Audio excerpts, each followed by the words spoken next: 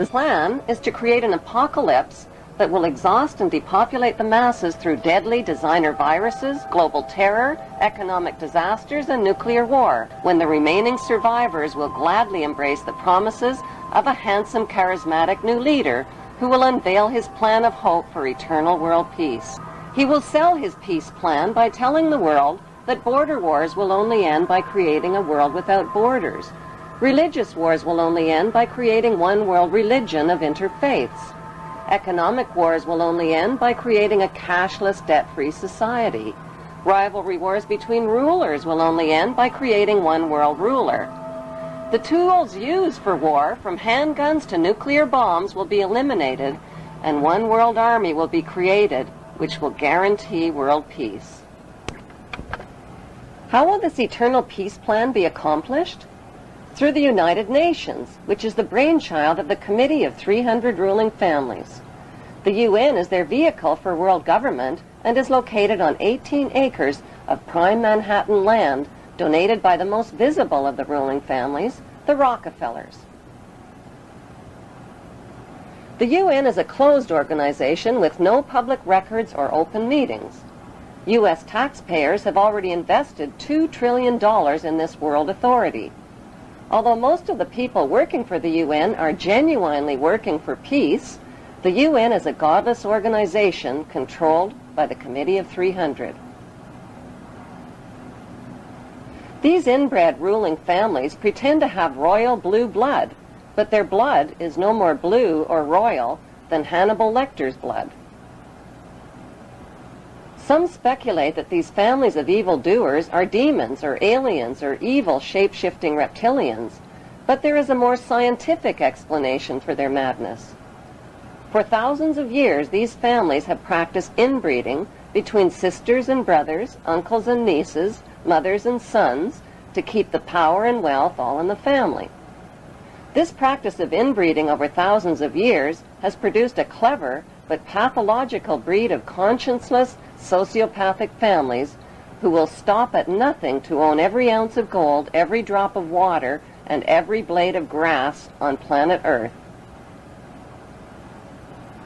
The United Nations, which they founded and control, has clearly stated its goals of establishing a new world order, a UN standing army, and a global taxation system. The Queen's husband, Prince Philip, and Evelyn Rothschild have already established an interfaith declaration for the creation of one world religion. What would life be like in this world empire with one world religion, one world army, one world economy, one world court, one world media, one world government, and one world dictator? What the public doesn't know, peace on earth will be a forced peace in which citizens will have no rights.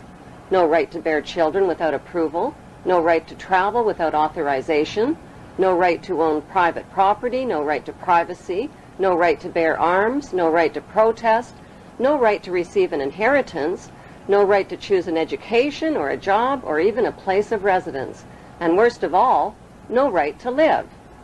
The right to live will be based on an individual's rating of usefulness to the royal elite. In this planned world without borders or nations, citizens will be disarmed of all weapons, including handguns, and will have no means to protest, fight, resist, or challenge this one world authority who will control them spiritually, economically, and militarily.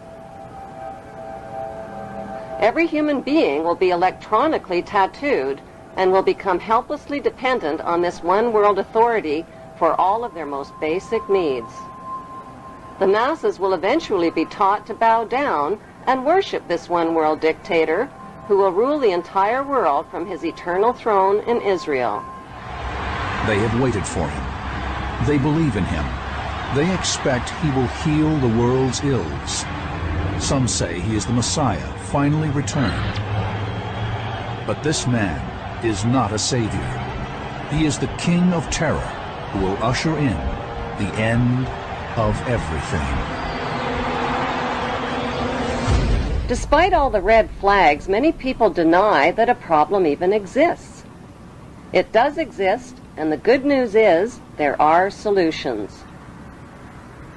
The solutions lie in knowing what the three biggest fears of the world's ruling families are. The first biggest fear is exposure.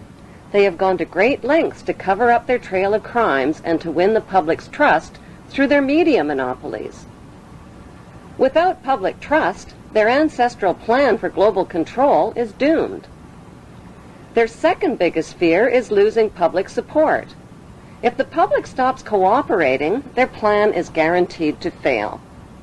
Their third biggest nightmare is organized resistance by an informed and fearless public. The ruling families know from past experience that the will of the people can defeat all their military and monetary might.